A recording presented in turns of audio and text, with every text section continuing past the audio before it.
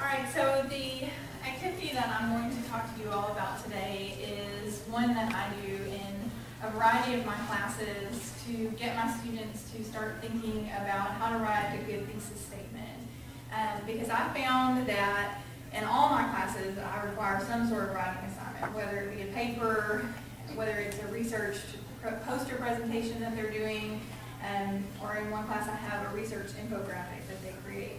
For all of those, if they don't have a good thesis statement, then they're going to have a tough time getting a good grade on the project. So this is not designed to teach them specifically how to write a good thesis, but how to reinforce what a good thesis is and how to use them.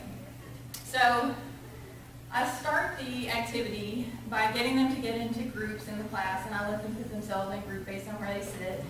And I hand each one of them a paper that I get from the Purdue OWL, which is tips about how to write a good thesis statement. And I just hand that out because, again, I'm not teaching an English class, so I'm not trying to get them specifically to focus on thesis statements here. So I assume that they have some knowledge by the time that they get into a 200 or 300 level course in Human Development and Family Studies.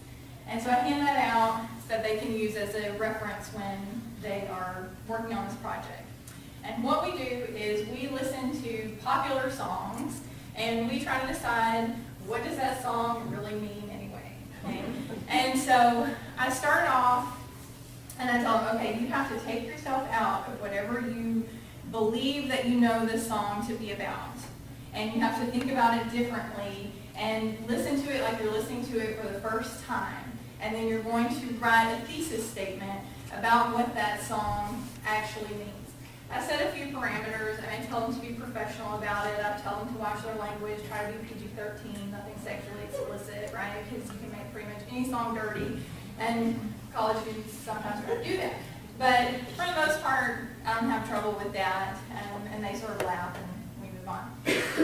Now, as far as the songs go, when we do the first one together, and I usually use Let It Go from Frozen. And the reason that I do that is because they pretty much have all heard it, because as we all know, that song is extremely pervasive. So no matter what genre of music they like to listen to, most of them have heard Let It Go.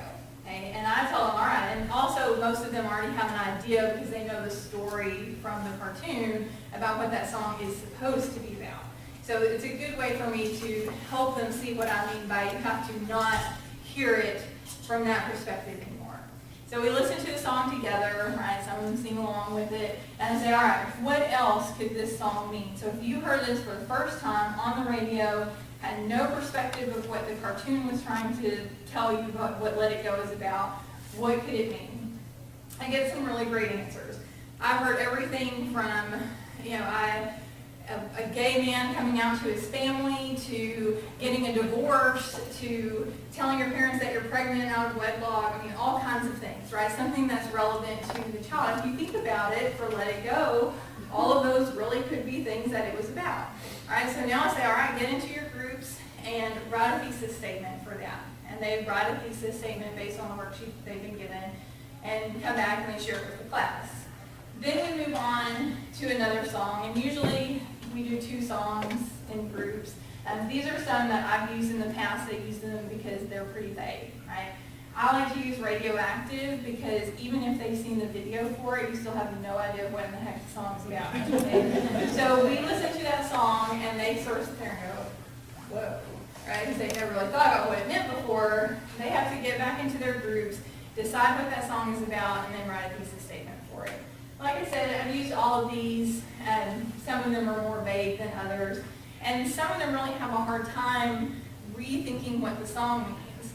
But I also use this activity as a chance to have a conversation about the fact that we can all listen to a song, and we usually have about 8 groups in the class, and every single one of them comes up with a different thesis for what that song was about, or a different thought on what the meaning of the song was. So I use it as an opportunity to say, if you don't set the thesis for your paper, what you want for that paper to be about, then the reader is going to set it for you. And it's not always going to be what you intended it to be. And so, they start to see, okay, this is why it's important that I have a strong thesis, that it's very clear what I, as an author, am trying to say with my paper or say in my poster, and it sort of helps to redirect them and to think about the thesis and do a good job. And like I said, I'm not teaching them to write the thesis itself, but just to reiterate why they are important and to get some practice in a low stakes way that's fun and funny, and they get a chance to be creative and rethink how to write a thesis statement. So thank you very much for your time.